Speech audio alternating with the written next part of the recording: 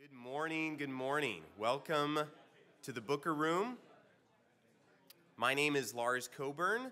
I serve as the Director of University Relations, and I know most of you as friends and colleagues here at Bushnell, as fellow kingdom builders in our community who serve churches, as people who care about the students at Bushnell, as a fellow Beacon who graduated in 2014, someone who really believes in our mission that's on the back wall: wisdom, faith, and service.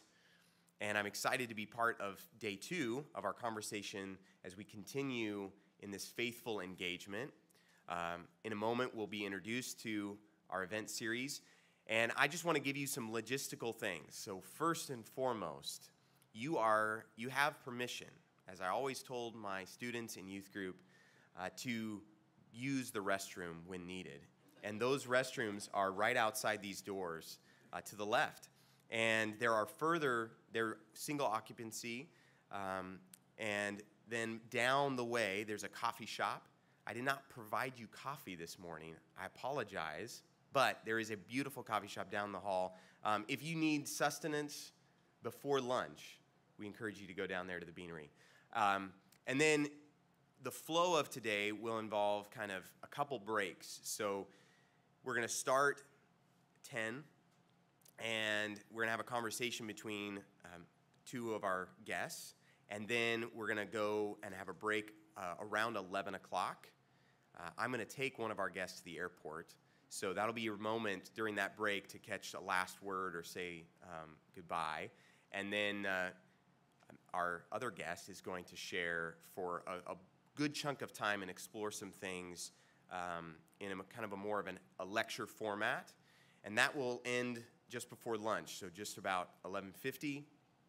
And then we will, for those that registered, we have Jersey Mike's sandwiches coming in and drinks in the back. There is water in the cooler. If you need water bottles, go ahead and grab those now. But there'll be Jersey Mike's sandwiches, and again, some time to visit. And if you need to stretch your legs or those kind of things, that'll be the time. At 12:30, we'll gather back together and have that panel conversation that we had yesterday, similar style, where one of our faculty members is going to present for 10 minutes, and then we'll have a conversation between 3 panelists moderated, and that will be the flow of the day. We'll end about 1:45, and that's how we're going to go. So thank you for being here. The early bird does get the worm, and we're really glad that you're getting your spiritual sustenance as we focus on our mission of exploring biblical perspectives centered on faith in Jesus Christ, leading to not just lives of service in our students, but in the way we thoughtfully engage with issues of our day like politics. I'll just do my little advancement moment. We're partnering with different churches around our community. I mentioned some of those partnerships yesterday. Grace Community Fellowship with our beach volleyball. I mentioned that we have a partnership with the Springfield School District involving a baseball stadium that's in its multiple-year relationship right now. And then we just are starting with Pine Ridge Golf Course, a partnership with our Bushnell Golf, men's and women's golf. And we're dreaming about even more partnerships. One of the things that I wanted to mention for this day that I think is meaningful is a new focus on kind of an internship at honors. We're not calling it an honors internship of sorts, but it's for students who are studying ministry who are going to kind of have a gold standard, if you will. Like, we know that what they experienced at their church and the events that they were a part of, the mentoring that they received from a pastor or set of staff, kind of runs the gamut and is cohesive. And so every student at Bushnell, regardless of their major, graduates with 135 years of real world, tangible experience in their field. So whether they're an educator, an accountant like I was, or a ministry major, they're going out into their field and learning on the job as part of their education. We call those internships. Sometimes they're paid, sometimes they're not, but part of their education is real-world experience. And for ministry, we wanted to even take that to the next level. And many of your churches are part of that. I think of University Fellowship, I think of First Baptist, and they're already getting wonderful experiences in those churches, but we're wanting to take that to the next level, and those conversations are ongoing. And so I think that partnership for us doesn't just mean dollars and cents. Sometimes it does, like Youth for Christ is entertaining a conversation about where they might scholarship the stipend for those students at Bushnell to encourage kind of a mutual partnership where we both discover and help them discern youth ministry as a way forward in their lives, or Youth for Christ discerns that this student should go get their degree and give their life to this. Partnership does involve dollars, but more than that, it involves hearts and minds, and I'm grateful for those partnerships that are deepening in this season of our time. So with that, I want to invite up one of my close friends on campus and also one of our vice presidents. So the vice president for academic affairs is Reed Mueller. He is a psychologist and also a pastor. And he brings both of those things to this conversation and has been on the committee that helped kind of bring this event to reality. And so I want to invite him up to introduce our day. Reed Mueller. Thank you. It is a pleasure to see you all here. I've been looking forward to this day because it represents a continuing effort at Bushnell that I really, really believe in. I've been here about 2.5 years in this role. Served here 1 year as faculty before that, but in this role for 2.5 years. And the reason I took this role is because I believe that Bushnell is a pretty special place that takes seriously its call to be distinctively a Christian university, to hold to that truth, to hold to that faith once delivered, and at the same time, not seclude ourselves from the issues of the day. I really believe that this place would be a place, and it's bearing fruit in this way, where we would engage in the issues of the day for the good of our community, the good of our students, the good of our faculty, and the commons in general beyond that. Secondary to the vision of President Womack and the Board of Trustees, last fall, about this time, the university held its first Becoming Beloved community event. That initiative, that particular event, began with a group of thoughtful and accomplished speaker facilitators who informed our thinking about biblical racial reconciliation, facilitated our conversations and our initial thoughts and action in our local area and on our campus. Additionally, and out of a response to that, faculty member Dr. Steve Andes, who is here, thank you for being here, Dr. Andes, rallied the institution to excavate God's global story, to look at the historical roots of Christianity that we may have missed in our own understanding of our own faith. And so last spring, we had a symposium similar to this, but looking at the African and Asian historical roots of the emergence of Christianity on the globe, God's global story. Both of those efforts, under the umbrella of Becoming Beloved community at the university, share echoes with Dr. Martin Luther King's use of that phrase. I'll share his words from a lecture he gave in 1956. We have before us the glorious opportunity to inject a new dimension of love into the veins of our civilization. There is still a voice crying out in terms that echo across the generations saying, love your enemies, bless them that curse you, pray for them that despitefully use you, that you may be children of your Father who is in heaven. This love might well be the salvation of our civilization, and its end is reconciliation. It's redemption, the creation of a beloved community. It is this type of spirit and this type of love that can transform opposers into friends. It is this kind of understanding and goodwill that will transform the deep gloom of the old age into the exuberant gladness of the new age. It is this love that will bring about miracles.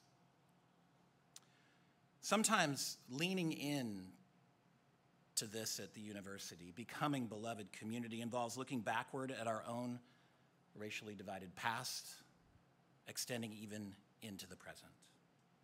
At other times, it calls for a re-examination of the faith handed down, broadening our genuine appreciation for brothers and sisters that we may not have realized we had and owe our faith to.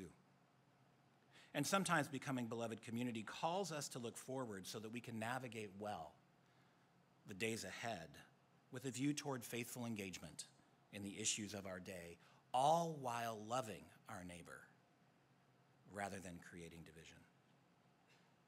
And so we are here. In the beloved community events of this week, we're focusing on faithful engagement.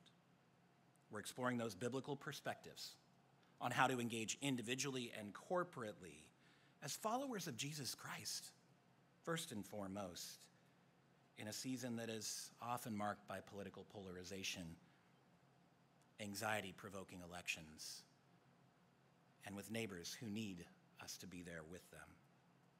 Our hope is that our conversations held yesterday and today would help us become faithful intellectual bridge builders and interpersonal peacemakers on the way to becoming the beloved community. Joining us today are Pastor Matt Holmes and Dr. Richard Beck. Matt, whom I met over the summer, really appreciated our conversations, has been senior pastor at Turner Christian Church since 2018. He grew up in Spokane Valley, Washington, so he has no opinion on the Ducks versus the Beavers, right? Maybe Cougars, maybe, all right, who are doing well. What was that? Depends on the sport. Well, yes, depends on the sport. In all things, depends on the sport. Before coming here, Matt served as an associate minister in Enterprise, Oregon, where he married his wife, Casey. Nice to meet you. They have a son named James and two daughters named Charlie and Maggie, and a dog named Pippin. Matt enjoys reading, running, and playing guitar and ukulele. In ministry, he is passionate about teaching people how to read God's word and about Christian unity. Matt received his BA in government and philosophy at Eastern Washington University and an MA in Bible and theology from Sioux Falls Seminary. He is pursuing a doctorate of ministry at Emmanuel Christian Seminary. Welcome here. Dr. Richard Beck is a professor of the Department of Psychology at Abilene Christian University and is senior fellow at the Landon Sanders Center for Joy and Human Flourishing. He also teaches in the Doctor of Ministry programs at Fuller Theological Seminary and Abilene Christian University. Dr. Beck is a productive author. My first introduction to his writing was in 2009 when I read his thoughts on human biodegradability in a Malthusian world. It was part of his discussion of original sin. I had to look up the title. It's been a little while on that, yeah. From there, though, out of that fascination, I've been tracking his work, moving from human biodegradability and original sin to joy, a far stretch. His forthcoming book is The Shape of Joy, the transformative power of moving beyond yourself. Dr. Beck is married to Jana, who is a high school teacher, theater teacher, and they have two sons, Brendan and Aiden. The Becks attend Highland Church of Christ in Abilene, Texas, where he serves as an elder and teaches there in the adult Bible class as well. Dr. Beck serves and leads at the Freedom Fellowship, a mission church plant of Highland that reaches out to the poor and homeless of the city. Lastly, Dr. Beck serves as a prison chaplain at the maximum security French Robertson unit and has written and spoken extensively about his experiences working there. Would you welcome with me Matt and Dr. Beck?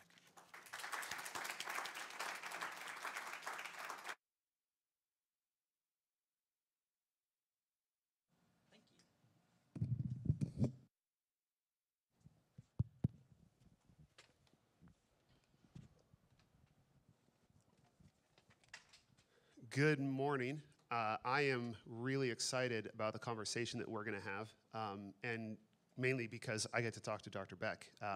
I'll tell you more when it's during my presentation time about my journey and why I'm talking about politics with you all, but I've been for years looking at this topic and studying it. It's been very important to me, and I've had various experiences that helped me to form key insights, and one of those was last year when Dr. Beck was here and talked about politics for the first time with us. And the best compliment I can give to that is he talked about it, so I went and bought his book, The Slavery of Death, and then I read the book, and then I bought the books that he cited in the book because it was so fascinating and informative and shaping for me. So I'm just really excited I get to talk to him, and you all can listen in if you want, but I'm just Super. I'm excited about this. And so what he said last year and also what he said yesterday fits really well with what I'm going to be talking about today. So what we're going to do now is we're going to talk over actually a little bit from the first one and mainly from the second one for any of you who weren't here yesterday. And we'll also go a little bit deeper into it, but to kind of touch on those key parts that are relevant for especially a conversation about dealing with an anxious election within the church and as church leaders or church members. That's great. Happy to be here. So the first thing I wanted to do, because we're talking about anxiety is getting a big theme from yesterday and today.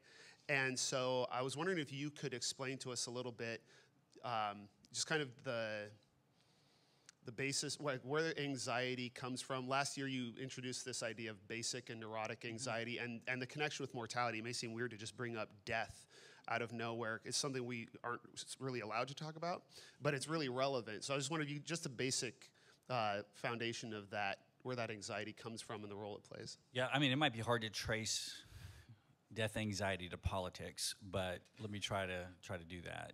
So, and I don't know, are you talking about the Hebrews 2 text in your talk? No. Okay. So, The Slavery of Death, which is a cheerful title, and I dedicated the book to my parents. They were thrilled.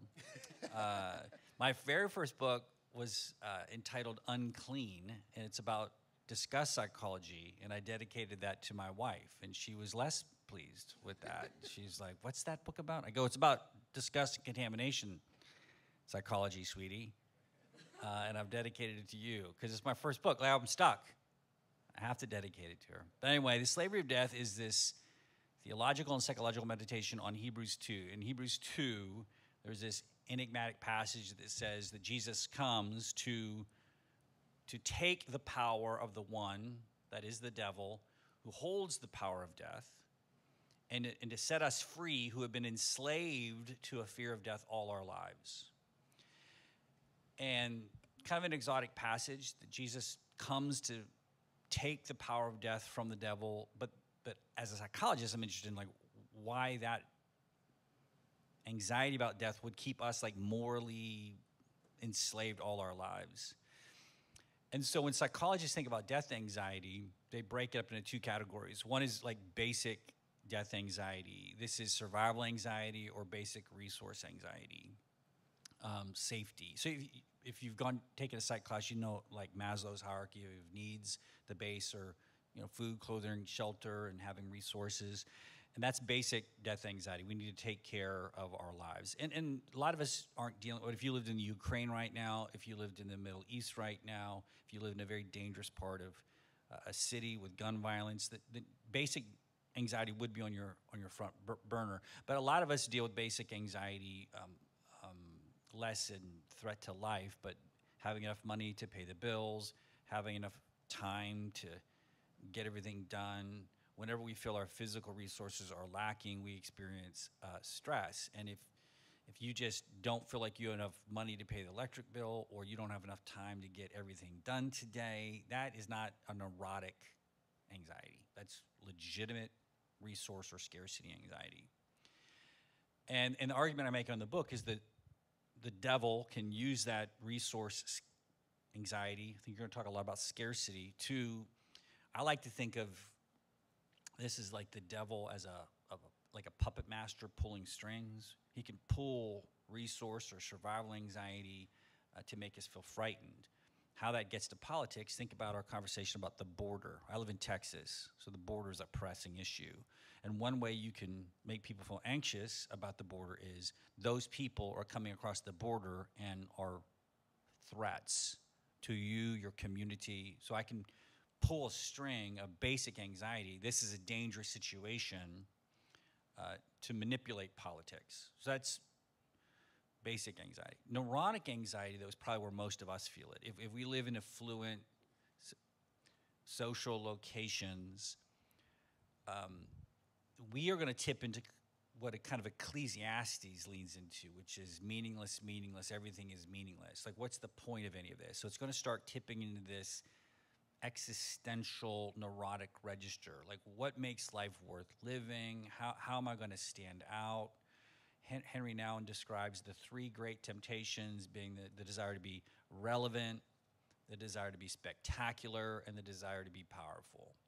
Not from a basic angle, right? To be spectacular is not a basic concern. Like, you might have, so I think about my faculty, and they're very stressed out. So they're experiencing all this resource anxiety. I don't have enough time to publish, to teach, to be a good parent, to be involved in my neighborhood or my church, right? I feel the butter is spread too thin on the toast.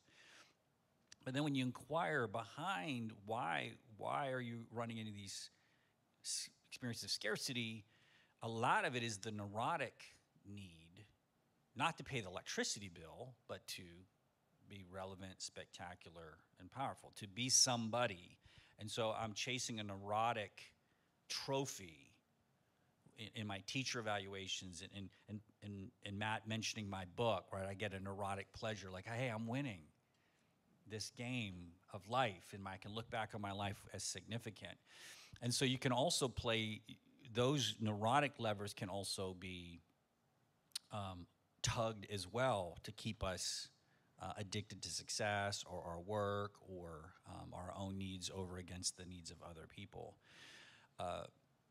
So last example, let me go back to the border crisis. So I could pull a basic anxiety string. Those people are coming across and they're bringing diseases and drugs and violence, and I could do that. But there's also a sense where I can play to your neurotic anxiety. You're an American, right? This is your country. This is the greatest country that ever lived. And thus, I get a neurotic satisfaction of being on top of some geopolitical ladder. And so my affiliation with my country gives me, that's not satisfying a basic need, it's satisfying a self-image need. And I can play that card, us against them, to create a sense of pride, and that pride can be leveraged in hospitality at the border. So that is kind of a quick gloss about how to pay attention to anxiety and how it gets implicated in our politics and our moral lives.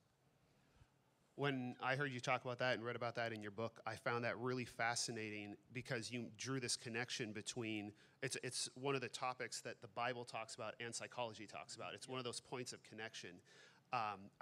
You talked about terror management theory, which is they actually do studies to show the reality of this connection. And one that stood out to me, they got a group of judges and they gave them questionnaires, and half of them did it just a generic questionnaire, and the other half did a questionnaire thinking about what it would be like to die. And then they had all these judges who are employed to be impartial set bail for a woman who had been arrested for solicitation, and the ones that had been asked to think about their death set bail 9 times higher. And the interpretation being that their death made them care a lot more about their role as protectors of society and protectors of justice, and so it changed their behavior. And there's all kinds of studies that they did that show that just making people anxious about their mortality makes them really lean into the things that they think give them purpose and put them on top. And then I took that, and then I went on the theological side, and I just took a class on Romans and realized how much in Romans Paul is talking about the influence that mortality has on the way we think. And you could argue that that's actually and you do point this out in the book, that's actually our sinful nature is really our mortality that compels us to be anxious and causes us to behave in sinful, selfish ways. And then Paul talks about how the resurrection and the Spirit free us from that. Mm-hmm. And so that for me was just a big eye-opening place where psychology and theology and politics all are talking about the same thing. And so that was a big part for me. And I would add, if you didn't hear my talk last year, I think it's online, but I would like to connect to what I talked about last year, because basically that talk was a popular presentation of what's called terror management theory and worldview defense. That goes back to a psychologist named Ernest Becker, who argued that, as we move towards our death, that creates that Ecclesiastes anxiety. What's the point of any of this? And Becker's argument is that to make life bearable, our cultures provide us what he calls a cultural hero system, a way of pursuing a meaningful life. And so I am born into the American cultural hero system. Our families have cultural hero systems. Bushnell has a cultural hero system, the way you applaud different alumni, right? This is a good person. And if you invest in this mission, your life will have meaning. It'll have weight. But Tarrant Management Theory has investigated that, and they said, but if that's true, if we're investing in these pathways toward meaning and significance, fundamentally to deal with an underlying anxiety, then that anxiety can lash out in defensive ways called worldview defense. Thus, if anybody criticizes my worldview, I will defend it against the existence of that other person. So you think about like weird American reactions to being an American relative to like being a Canadian. You know, like could you imagine just the dismay if you had been born Canadian? You know, just like it's a joke there, but why? Because we're Americans, and thank the Lord that I'm not, let alone a socialist country. You know, if we were Norwegians, that would be a dismaying situation. And the reason is because we're defending our worldview against the relativization of some other country. We're better than them, but think about you guys. In fact, worldview defense joke early on between the ducks and the right. It plays out everywhere. My group. So basic psychology, my group provides me a hero system of meaning, but by investing in it, I am already in an antagonistic posture toward the other person. And I think in the argument I made last year was that politics is our new hero system. Politics is, as we move increasingly into a post-Christian culture, we're going to want to invest our pursuit of meaning and significance in a different repository of values, and party politics is increasingly that repository or container of heroic moral action, especially for our younger students. If you want to be a good person, the way you do it is you get involved in one of these two hero systems, the Republican or the Democratic hero system. But then, so if you say, well, why is all this anger and hostility and polarization happen online? Well, psychologists would call that worldview defense. You're pursuing your heroic narrative through your party politics, but that puts you in a hostile posture to the other group, and so you have to attack them to defend your self-esteem. So that's the neurotic aspect underneath some of what's going on in the polarization. And so that's what I talked about last year with the students. Like there's another, and I think you're going to talk about this afternoon. There's a more Christian way of pursuing a heroic life, other than politics. Sorry, I was just listening. Oh, no, I'm sorry. I kind of talked too long. I'm excited to listen. No, you're great. So I guess the question that I have as a pastor, one thing I've recognized as a pastor is that we often feel like, I feel like there's a kind of a crisis of identity where we feel like when a person in our congregation has a problem, we have to meet it with the tools of a therapist. Like we're discount therapists, and like untrained amateur discount therapists. We don't necessarily know what tools congregational leaders in the church has that are unique to them that they can't get from a therapist. And I'm not sure that I actually told you I was going to ask you this, but okay. I'm just wondering, from your perspective, what would you say that the church or congregational leaders or congregational members can do to speak to anxiety that they're not going to get from their therapist, that they can't get from going to a professional psychology professional? Yeah, I mean, so if I think about what I try to do strategically, so if you were at the chapel talk yesterday, one of the things I was trying to do, if you were listening to me, was I was trying to give the students an alternative hero system, that one that was compelling, one that moved their hearts. So I told this story about, here's a great example. I told this story, if you weren't here, was anybody not here? Okay, so I told this story about like, hey, we've invested so much in politics. That's our hero system, to be an activist, be a social justice warrior, or fight the good fight against the, own the libs, like whatever your cultural heroics is, you're going to fight that fight. But can I extract you out of that by giving you an alternative arena of heroic moral performance that is shaped more like Jesus than this? And it's got to be compelling. And so I tell this story about my wife's a theater teacher, and this little kid, little sixth grade kid, who'd been picked on and bullied on, and in the school, and she tells this story. She came home, she was real sad. She goes, there was a sad little moment. This little kid came rushing in her room, and he shut the door behind him. And he took this big, deep breath, and he goes, I've looked forward to being in this period all day because no one can be mean to me here. And I then use that story, so that pulls their heartstrings. You're like, oh, that poor little kid. And like, I want to be that person for other people, right? So there I'm for the faculty who heard me the other day, and I said, put something beautiful out in front of students. That story is me doing that. I'm going to put something in front of you, like, I would like to be that person. That's to be that room 41, that's the name of my wife's room, for another person, that wherever I stand, nobody can be mean to you here. Yeah, we're drawn to that. So I'm using beauty to appeal to them, but I'm also giving them an alternative hero system.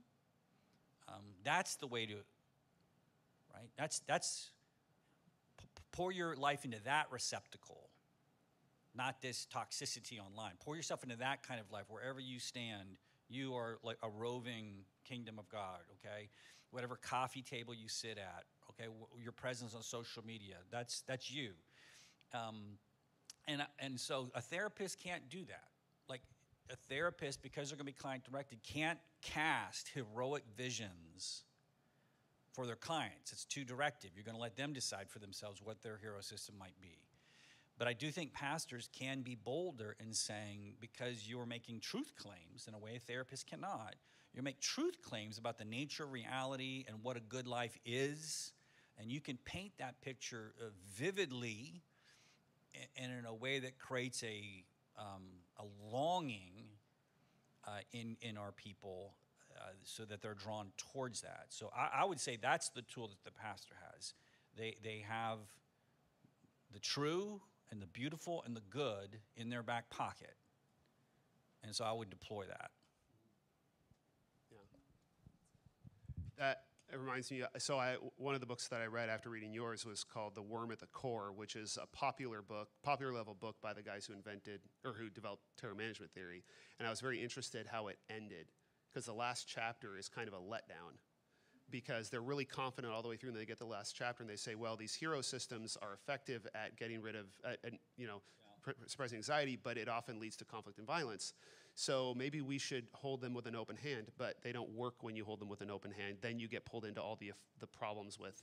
And they say, well, so that's just your options, and there's really no solution. Whereas Becker in his book says at that point, psychology has to hand it off to theology, where you have to be able to you have to be able to make a claim and believe it. You have to make it as a claim about reality, because if people don't believe their hero system, it doesn't do them any good. Mm-hmm. Well, right, because those psychologists who study terror management theory aren't working. Well, they may be, some of them have faith perspectives in the background, but when you publish a pop psych book, you can get to third base, but you can't get all the way home. And so they get stuck because of the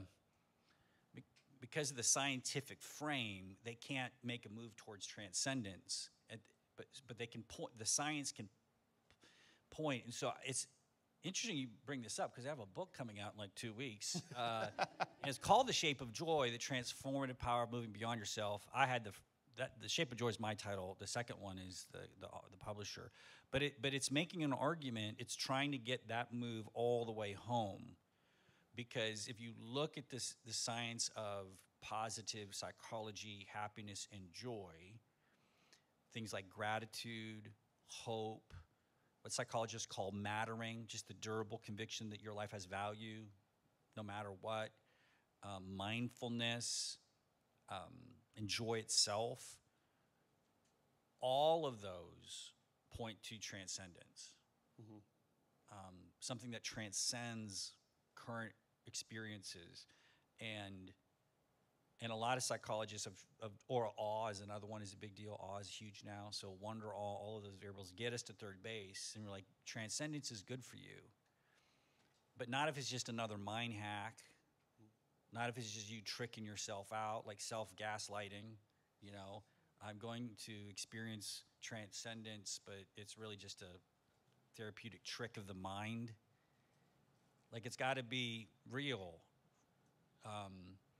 And so my book is, because I'm a Christian psychologist, I'm willing to kind of say, let's follow the science all the way to transcendence. And that's, again, back where I think pastors can make that move. And psychology can be I think psychology is now poised to have a really good conversation about faith and spirituality. Mm-hmm. And I think you've seen that if you know psychology and self-care literature, that you can see where psychology is pushing towards conversations about transcendence. Like the work of Brene Brown is a good example of this, where her work on shame resiliency got her to third base. You know, and standing on third base, she realizes the way to shame resiliency is you have to believe you are worthy of love and belonging. Right? You just have to believe that. Well, how do you get all the way home from there without a spiritual move? And that's where she kind of goes on her own spiritual journey to get all the way home. Transcendence is that last step. So I do think pastors can help people get from positive psych, to get from mindfulness to prayer to God. Like we can connect those up. And that'll be helpful in a polarized election season. Because I mentioned this yesterday in the chapel talk. We're finding out things like self-care can get you, but actual love gets you all the way home. So self-care can only get you so far. Actual love and being active in your local community, being a part of a church that cares about each other, has better mental health results and also better social results. And that's especially true in a situation where we're dealing with like epidemic loneliness. So self-care is still kind of an isolating turn. Anyway, so I kind of talked a little bit about that. I do think there's partners between psychology and faith. Mm-hmm. Yes. I've experienced that with, I recently got diagnosed with ADHD, and I'm working with a therapist, how often he'll bring up faith and just stop there. Just like, have a faith. I talked about discipline, how I incorporate praise. Like, it's good for you to have a faith. And that's as far as you can go, because he's not there to be religious. You know, he's there to talk about mental health. So but he can't say, have that one, or believe this thing because it's true. Just, it's good to be active in that area. So that actually sets us up well for moving to what you were talking about yesterday. I so appreciated what you talked about in terms of one of the elements creating our anxiety about the election season is our neglect of the local. So could you just remind us of what you were saying there about how neglecting the local plays a role in the way we're feeling now?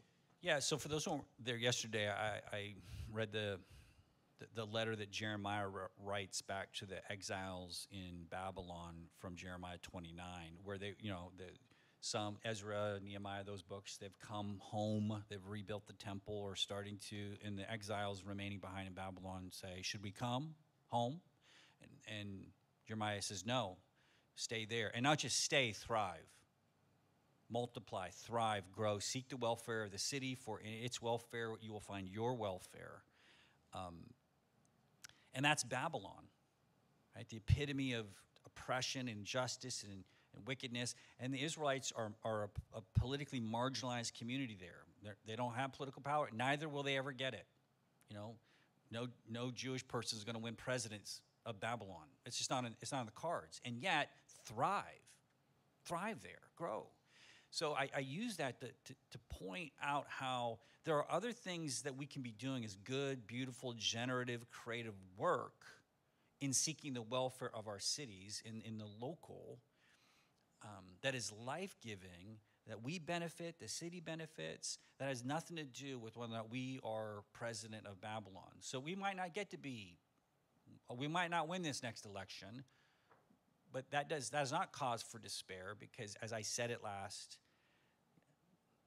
I would say last class, I think like a professor. As I said it in the chapel, not last class, what do you do when you lose an election? You plant gardens in Babylon.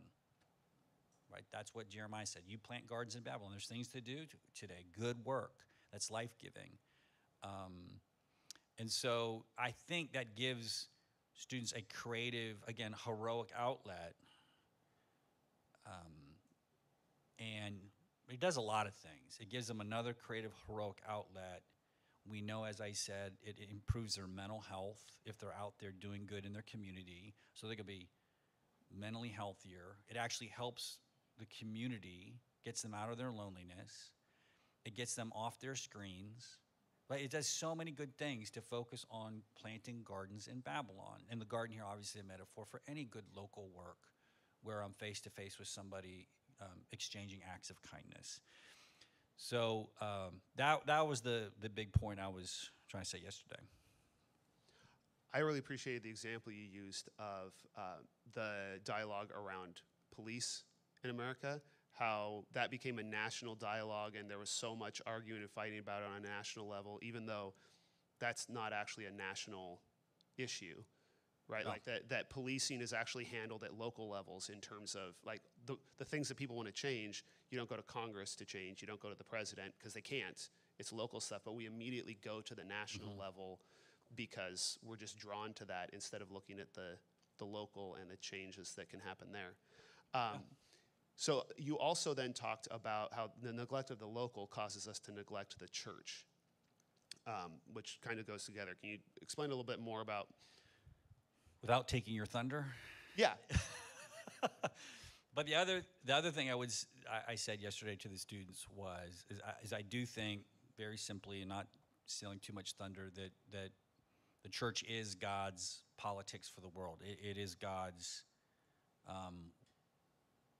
It's the lever God is pulling, and I think a lot of our students have lost an imagination for that. They just think going to church is singing praise songs and hearing a TED talk, and like, what is that? How's that helping?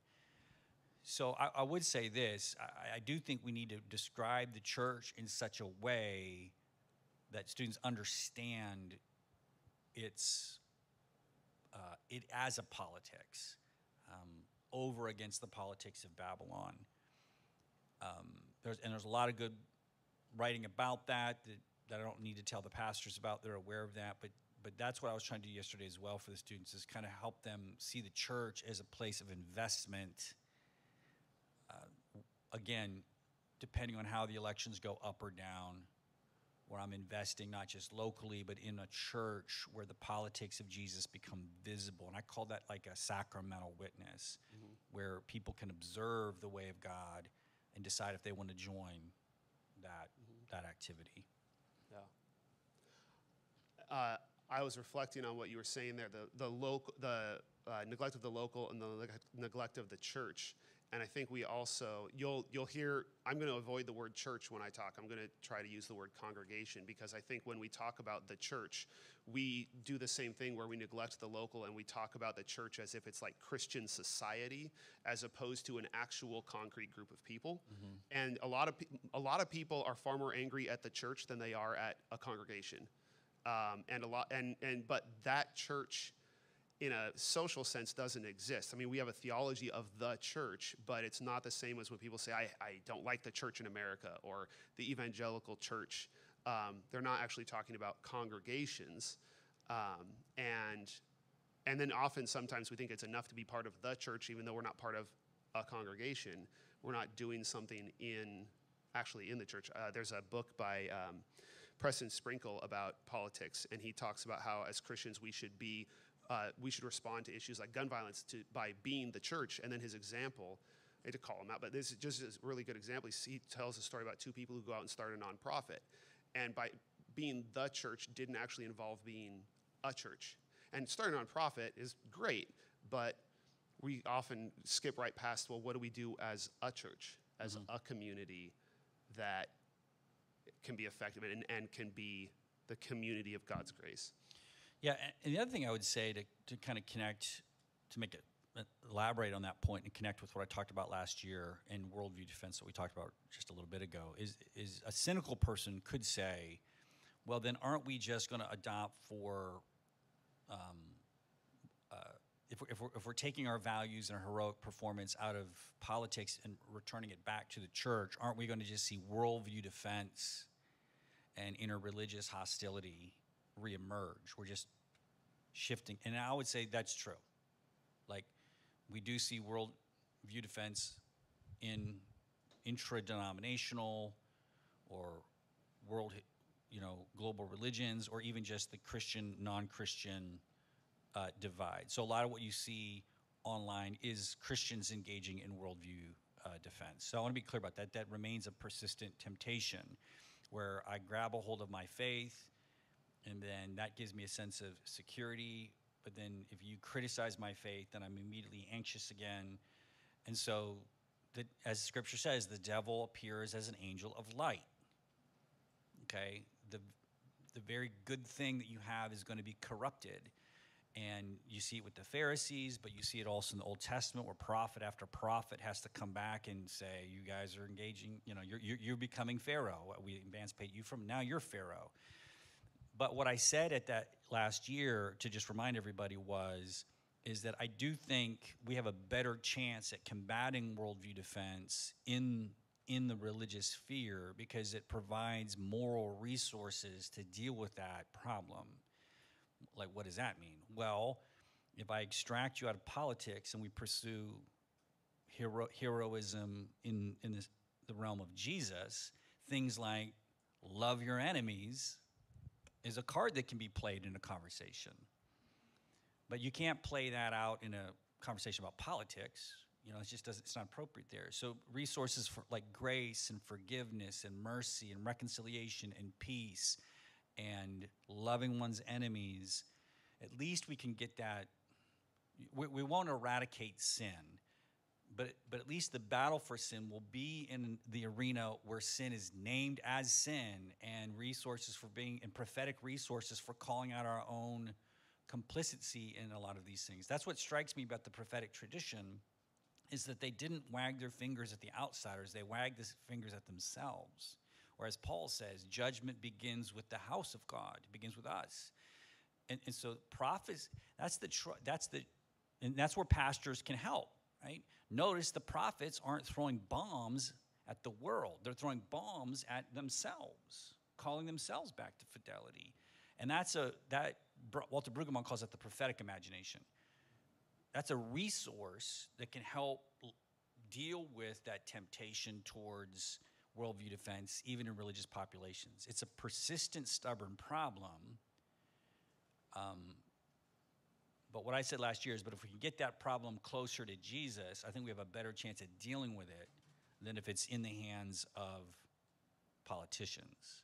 Because they will exacerbate worldview defense for their own political ends. So they'll maximize it. Where Jesus at least is going to say, turn the other cheek, go the extra mile, love your enemy. Thank you so much. I'm getting he's we're over getting the he Lars came over there moment. to signal that it was time to start wrapping up, and now he's over here. So I guess that's all the time I get to talk to you. Thank Appreciate you so it. much. Thank you, guys. I appreciate it.